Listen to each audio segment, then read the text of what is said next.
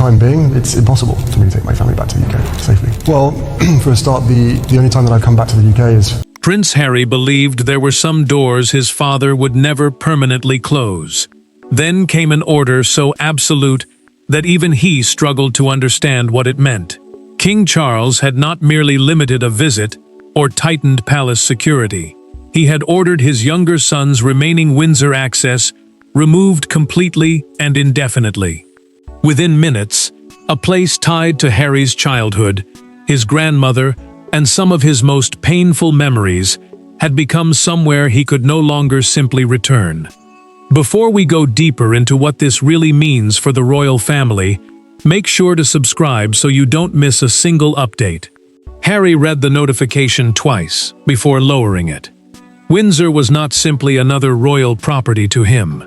It held childhood gatherings, moments with Queen Elizabeth II, memories surrounding his marriage to Meghan, and one of the last physical links to the world he had walked away from. The order cancelled his independent Windsor access, including the security clearances, formal permissions allowing approved entry into protected royal areas, and private entry arrangements that had once allowed him to return. He stared at the wording and asked one question. Did permanent mean there would be no automatic restoration later? Harry expected anger to come first. Instead, disbelief arrived. For years, he had argued that leaving frontline royal life did not mean abandoning his family, yet his father had now drawn a hard boundary between those worlds. The younger son could still carry his memories and history, but he could no longer assume those gates would open because of who he was. That realization struck harder than the order itself. Charles felt the weight from the other side. After the authorization had been communicated, the king sat with the signed decision and did not treat it as victory. He knew Windsor carried memories of his mother, his sons, weddings, funerals, and decades, when the family had still seemed capable of gathering, without every encounter becoming a test of trust. Yet he had still chosen permanence. Harry soon learned the order reached further than one residence. His standing permission to enter restricted Windsor areas without a newly approved invitation had been erased from the palace system. That changed the question immediately. Why now? Why had Charles moved from limits to complete removal after years of tension? Palace officials already knew the answer. One earlier encounter inside Windsor had crossed a line the monarch could no longer ignore, and Harry was about to discover that the decision had not begun with paperwork. It had begun with people, with fear, anger, loyalty, and a confrontation that would force him to face those closest to the king. Behind the royal language was something painfully ordinary, a father shutting a door on his son. Charles knew exactly what Windsor meant to Harry, which made the severity impossible to dismiss as routine palace administration. William understood it too. Yet where Harry saw rejection, his brother saw consequences that had been delayed for years. Between those two interpretations stood the king, forced to decide whether family history still deserved protection from the damage of the present. Charles carried two roles into that decision, and neither offered him an easy escape.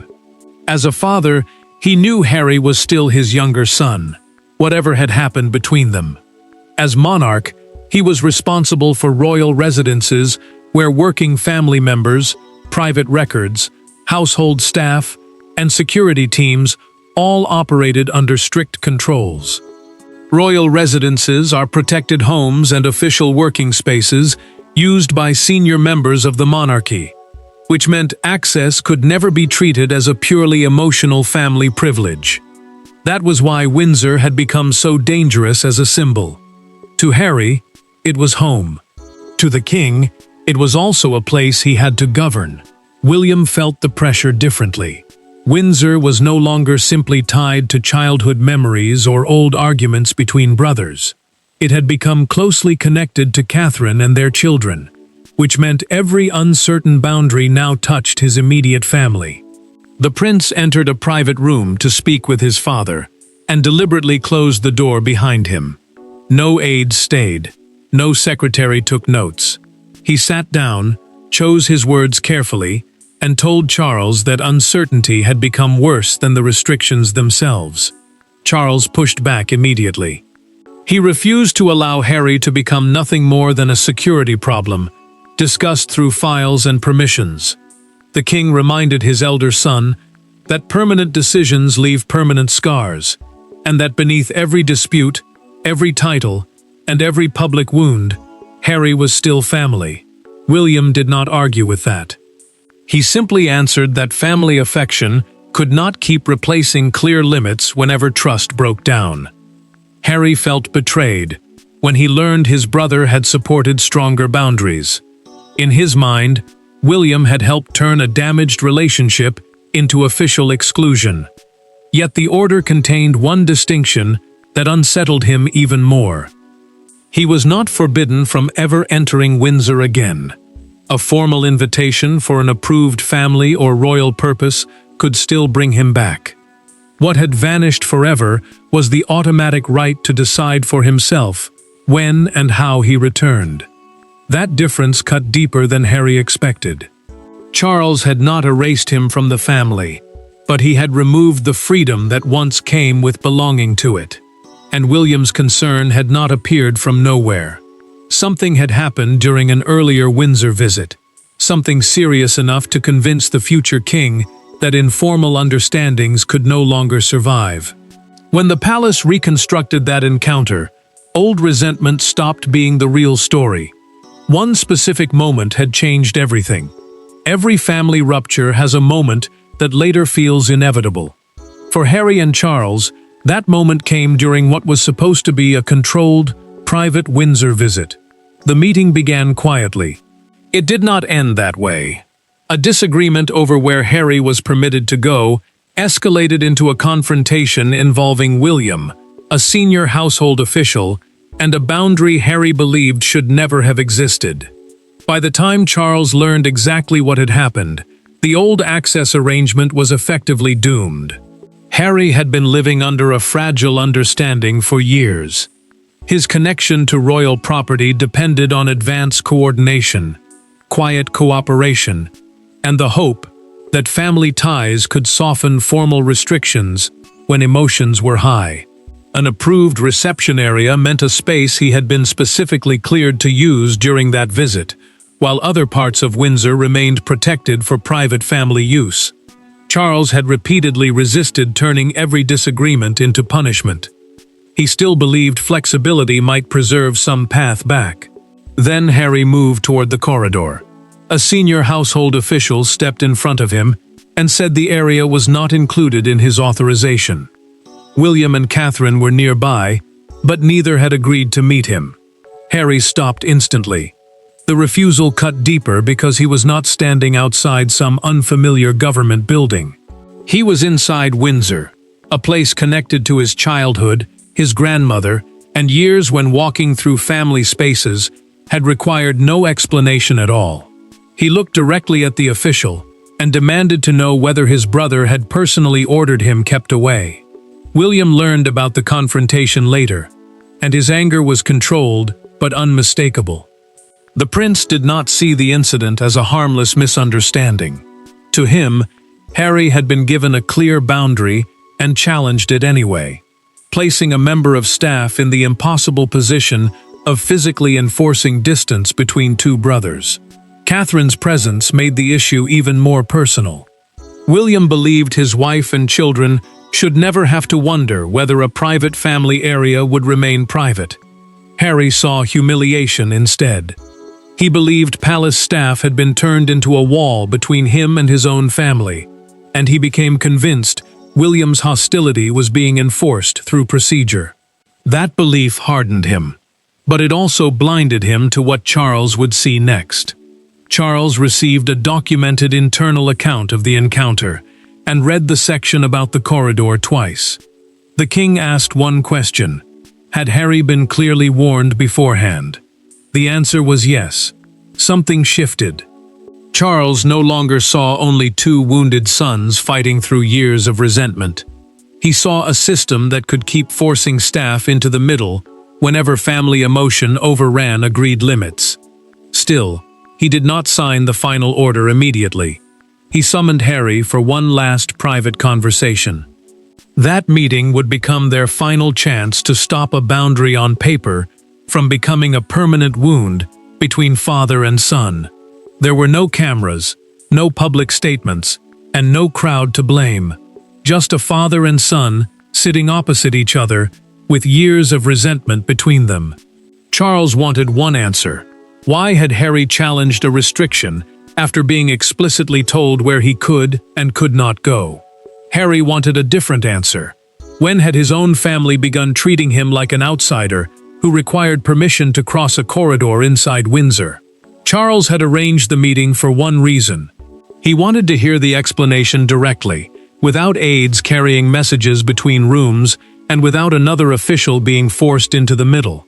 The Windsor restriction meant a formal limit on where Harry could move inside the protected royal estate, and the king needed to know whether his son had misunderstood that limit or knowingly challenged it. Harry arrived expecting something different. He believed the meeting might restore a little dignity after the corridor confrontation. He had no idea his father was already considering ending his independent access completely. Charles asked the question without softening it. Had Harry ignored the instruction intentionally? The younger son leaned forward and answered that he had been trying to speak to William, not break into a state facility. His frustration rose quickly. He said every attempt to reconnect now seemed to pass through staff, permissions, controlled entrances, and locked doors. To him, that was not family. It was a system designed to keep him at a distance. Charles held his composure until that point. Then something broke through. The king told Harry that family could not be used as permission to override another person's refusal to meet. William had been nearby with Catherine, and neither had agreed to an encounter. A boundary had been set. Whether Harry agreed with it or not, he had challenged it in a way that forced a member of staff to stand physically between brothers. Harry pushed back again. He said the whole arrangement felt humiliating, because Windsor had once been a family home, not a place where he needed clearance to move from one corridor to another. Charles listened, but his answer was colder now. History did not erase present responsibilities. Then came the revelation Harry had not expected. Charles told him William had never demanded total exclusion. The prince had asked for clear, enforceable limits around his household and children, but he had not asked for his brother to lose Windsor forever. Harry went quiet. He had spent days believing the harshest outcome carried William's fingerprints. Now he understood that if permanent removal came, it would come from his father alone. Harry left the meeting believing there was still time. Charles had not announced a final decision, and nothing had been placed before him to sign. But one last consultation remained. Security officials would speak. Household advisors would speak. William would speak. And then Charles would decide whether Windsor's doors should ever open automatically for Harry again. Charles could have issued another warning. He could have tightened a single restriction, demanded advance notice, or allowed the dispute to fade. Instead, he chose permanence. That choice matters, because it reveals the real issue was no longer whether Harry loved his family or whether the brothers could reconcile. The question had become brutally practical. Could Windsor continue operating on informal trust when the people involved no longer agreed on where personal entitlement ended and protected family space began? Charles understood the distinction clearly. His authority over access arrangements meant control over who could enter protected royal areas and under what conditions. It did not change Harry's birth, identity, or place as his son. That mattered because the king was not trying to rewrite the family tree. He was trying to remove uncertainty from a system where security staff, household employees, and relatives were being pushed into emotional conflicts they were never meant to manage. Security advisors made the danger even harder to ignore. Every informal exception created another moment where an employee might have to decide whether family history outweighed a current restriction. Charles heard the same concern repeatedly. Unclear boundaries did not make Windsor kinder. They made staff vulnerable. One wrong decision at the wrong doorway could turn a private disagreement into another public crisis. Charles sat alone after the final briefing and removed his glasses. He set the papers down, then told a senior aide that no member of staff should ever again be forced to physically stand between his two sons. The sentence carried more sadness than anger. The king knew Harry would hear rejection in whatever came next, but he had begun to believe that years of avoiding short-term pain had only produced deeper instability. William reacted uneasily when he learned how far his father intended to go. The prince wanted firm limits around his household, but permanence troubled him. He knew Windsor still represented childhood, grandparents, weddings, grief, and belonging for Harry. Removing automatic access would not simply change procedure. It could sever one of his brother's last emotional ties to the place. Charles considered a softer option. One proposal would have suspended Harry's access for 12 months, allowing the arrangement to return automatically later. The king rejected it. A temporary sanction suggested that time alone could restore trust, and he no longer believed that was true. The final arrangement was stark. Harry could return only through a specific invitation approved for a defined family or royal purpose. His standing access would never return automatically. Then the order moved from paper to practice. At Windsor, credentials were cancelled. Permissions were updated. Names were removed from the old arrangements. And once Harry learned exactly what had disappeared, the decision stopped feeling symbolic. A signature could be argued over from afar. A gate that no longer recognized him was something else entirely. The true force of Charles's decision did not hit Harry when he first read the order. It hit when the consequences were explained, one by one. His former entry arrangements were gone. His name no longer carried independent authorization. A future Windsor visit would require permission before arrival. Suddenly the word access stopped sounding administrative and began sounding devastatingly personal. Harry could return only when someone on the other side decided to let him in. Harry listened as the new rules were explained in a private conversation. Palace officials had already updated the Windsor access procedures, meaning the security instructions that determine who may enter protected areas and under what conditions. There would be no room for personal interpretation at a gate. Past familiarity would not matter. Former residential connections would not matter. Even his place inside the family would not override the need for advance approval. Harry asked the question that had been building in him since the first notice arrived. What if there were an emergency? What if Charles became seriously ill, or a family crisis unfolded so quickly that there was no time for formal arrangements? Could he simply arrive at Windsor and be admitted because he was the king's son? The official paused before answering. Security would still require direction. That answer changed everything. Harry's anger suddenly became fear.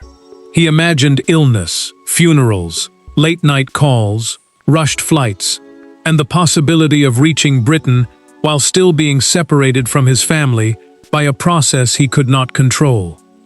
Windsor had once represented closeness, even when relationships were strained. Now physical distance could remain even after he crossed an ocean. Meghan understood the decision differently. She told Harry that he could no longer expect emotional safety from royal systems that had already shown they were willing to treat him as an exception rather than an insider. For her, the order was proof that he needed to stop measuring belonging through palace access. Harry heard the argument, but he could not detach himself so easily.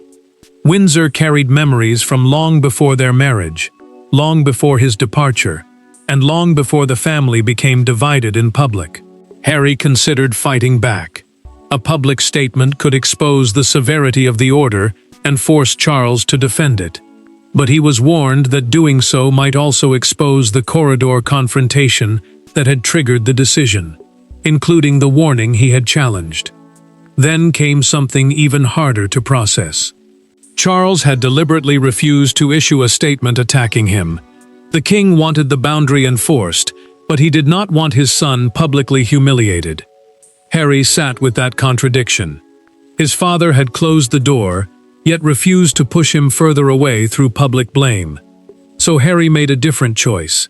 Instead of calling a lawyer or releasing a statement, he reached for the person he had blamed for much of the distance between himself and Windsor. William. For once, there was no palace official between them, no spokesperson, no carefully drafted statement. Harry and William spoke as brothers, and the conversation began with accusation. Harry wanted to know whether William was satisfied now that Windsor had effectively been placed beyond his independent reach. The answer he received disrupted the story he had been telling himself since the order arrived. William did not deny supporting stricter limits, but he refused to claim Charles's permanent decision as his own. Harry entered the call convinced his brother had engineered everything.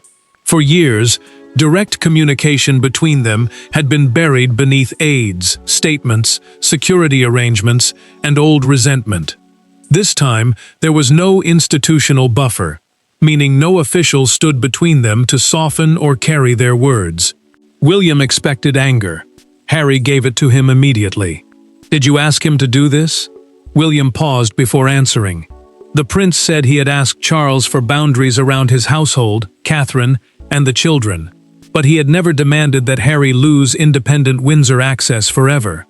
He had wanted predictable limits, not total exclusion. That distinction landed hard, because Harry had spent days imagining his brother as the architect of the harshest possible punishment. Harry finally admitted what the corridor confrontation had done to him. Being stopped inside Windsor had made him feel like a stranger inside his own history.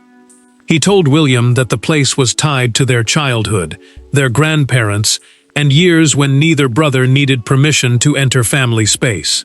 To Harry, being physically blocked had felt like proof that everything they once shared had been erased. William did not dismiss that pain, but he did not retreat either. He told his brother that his children's privacy could not depend on whether Harry personally agreed with a restriction. The future king said a boundary only meant something if it remained firm when someone disliked it. His voice stayed calm, but the message was absolute. Then William revealed something Harry had not known. During an earlier private discussion with Charles, the prince had argued against a broader proposal that could have made even formally invited visits harder. He had supported stronger protection around his family, but he had also pushed back against turning the order into something closer to complete exile. Harry went quiet. For the first time, the conflict refused to stay simple. William had helped build the wall, yet he had also stopped it from becoming higher. Neither brother offered a complete apology. Neither pretended the wounds were gone. But Harry made one decision before the call ended. He would not launch the public attack he had been considering. That choice came just as the story escaped the family entirely. Their private call softened one battle, but beyond the palace, the words, "permanent Windsor removal," were about to become a national spectacle. By morning, what had begun as a painful family boundary had become a public verdict on Harry's place inside the monarchy. Commentators argued over punishment, privilege, security, fatherhood, and exile. Some saw Charles finally imposing consequences after years of instability. Others saw something colder, a king removing his son's last independent path into a place filled with family memories. Then one front page crystallized the entire argument in a single brutal image and 4 devastating words. Harry watched the debate spread faster than he had expected. Palace communications stayed restrained, meaning the official messages released on behalf of the royal household focused on practical access rules, rather than personal attacks. That restraint mattered, because the argument had already become emotional enough. One side saw the decision as a necessary boundary after years of broken trust. The other saw a father using royal authority to close a door on his own son. Then the headline appeared. A major London morning newspaper placed Windsor's round tower across its front page beneath 4 words, "The door is closed." The phrase transformed an internal access decision into something much bigger. Suddenly, the story was no longer about permissions or security procedures. It had become a symbol of estrangement, loss, and the possibility that one of the most famous families in the world had finally accepted a permanent divide. Harry saw an image of the front page on his phone and stopped. He read the headline once, then again, before locking the screen. Seeing his private fracture reduced to a national slogan shook him more than he expected. Supporters focused on the word permanent, arguing that family relationships should always leave room for restoration. Others made a colder distinction. Reconciliation could remain possible without restoring unrestricted access. Charles hated what the story had become. The king told advisors not to retaliate through anonymous attacks, hostile briefings, or personal criticism. He did not want the decision turned into a public campaign against Harry. His purpose had been control, not humiliation, and that difference mattered to him even if the outside world could no longer see it clearly. Then the palace quietly clarified the most important point. Harry had not been forbidden from ever entering Windsor again. A formal invitation could still bring him back for an approved family or royal purpose. What would never return was independent standing access, the continuing permission to enter without needing a fresh invitation each time. Harry chose not to challenge that distinction publicly. His silence said more than a statement could. The call with William had not erased his hurt, but it had changed the shape of his anger. The noise eventually faded. What remained was harder. The old Windsor relationship was gone, and father and son now had to live with what that permanent boundary truly meant. In the end, Harry did not regain what he lost. Charles did not reverse the order. William did not abandon the boundaries he believed his family needed. There was no dramatic reconciliation capable of making Windsor feel as it once had, and that became the true meaning of the decision. The monarchy had stopped pretending that family history alone could preserve old privileges when trust had changed. Harry remained a son, a brother, and part of the royal bloodline, but access was no longer unconditional. Harry now faced the outcome without any illusion left. His independent Windsor access was permanently gone, and any future entry would require a specific invitation and advance authorization. That distinction mattered because it separated family belonging from institutional privilege. He could still speak to Charles. He could still be invited to a private family moment. But he could no longer rely on his former royal standing to open protected doors automatically. Charles received confirmation that the new arrangements were fully in force and read the notice in silence. The king placed it inside the folder, closed it, and gave no further instruction. That small act carried the weight of finality. He had chosen boundaries over uncertainty, knowing the decision might deepen the emotional distance between himself and his younger son. Yet he also believed leaving the rules blurred would only create another confrontation later. Harry accepted something painful in return. Publicly fighting for reversal would only drag the family back into the same cycle of accusation and retaliation. He could challenge the order, but doing so would not restore trust. It would only make the wound louder. So he chose not to turn the loss into another war. William understood the cost as well. The prince knew the new boundary protected Catherine and the children from the uncertainty he had feared. But he did not treat the outcome as victory. His private conversation with Harry had forced him to recognize that protection could still hurt, and that being right about a boundary did not make the sadness disappear. Charles's message was now unmistakable. Harry could still enter family spaces when invited, but he could no longer demand access through the authority of who he once was inside the institution. And Harry's refusal to retaliate became his own turning point. He had lost unrestricted Windsor access, but he would not allow that loss to decide every future conversation with his father or brother. The verdict was complete. Charles had chosen clarity. William had chosen protection, without total rejection. Harry had been forced to separate family ties from former privilege. And so the most painful part of Charles's order was never simply that Harry lost a key to Windsor. It was that all three men finally accepted there was no longer a door he could open, simply because it had once belonged to him. Thanks for watching. Please don't forget to like and subscribe, and we will see you in next one.